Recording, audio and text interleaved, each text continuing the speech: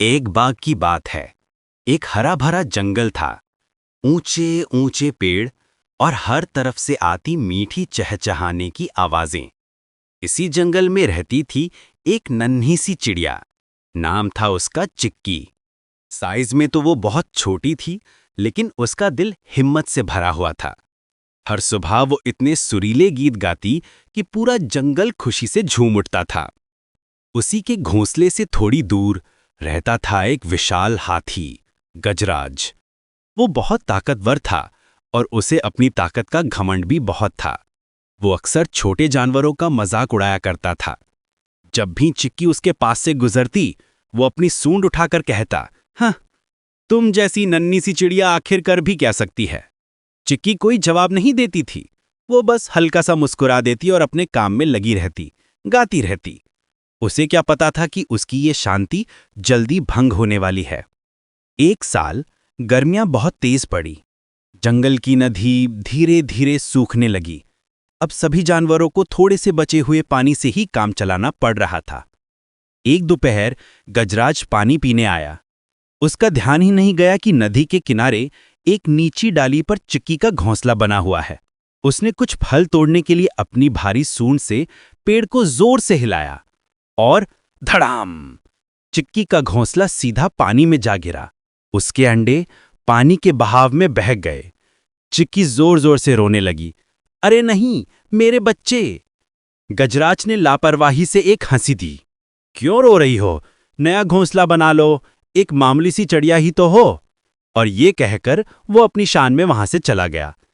चिक्की का दिल तो टूट गया था, लेकिन उसने हिम्मत नहीं हारी।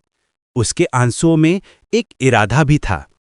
उसने अपने दोस्तों को बुलाया, मीना मैना, टीटू कठफोड़वा और बज्जो मधुमक्खी। सबने मिलकर एक प्लान बनाया। गजराज को सबक सिखाना ही होगा। अगली सुबह जब गजराज एक पेड़ के नीचे सो रहा था, मीना उसके कान के पास जाकर बहुत मीठा गाना गाने लगी। हाथी मुस्कुराया और सुकून से अपनी आंखें बंद कर ली।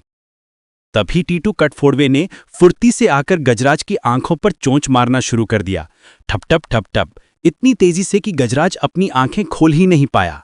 हाथी दर्द से चिल्ला उठा और ठीक उसी पल बज्जो मधुमक्खी बस करती हुई उसके कान में घुस गई और जोर से एक डंक मारा।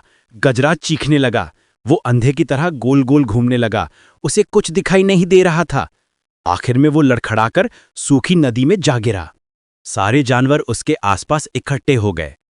चिक्की ने बहुत धीमी आवाज में कहा, गजराज, हम तुम्हें चोट नहीं पहुंचाना चाहते थे।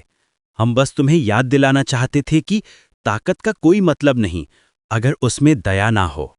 शर्मिंदा होकर गजराज ने अपना सर झुका लिया। मुझे माफ कर दो नन्ही चिड़िया, मैं बहुत घमंडी और बेवकूफ था। तुमने मुझे वो सबक सिखाया है जो मैं कभी नहीं भूलूंगा। उस दिन के बाद गजराज सभी छोटी जीवों के प्रति बहुत दयालु हो गया। और चिक्की, उसने एक नया घोंसला बनाया और पहले से भी ज्यादा खूबसूरत गीत गाने लगी, माफी और दोस्ती के गीत। और इस तरह से जंगल में एक बार फिर शांति लौट आई। ये कहानी हमें एक चीज बताती है, कोई भी इतना छोटा नहीं होता कि वो एक बड़ा बदलाव ना ला सके। असली ताकत तो दया और एकता में ही होती है।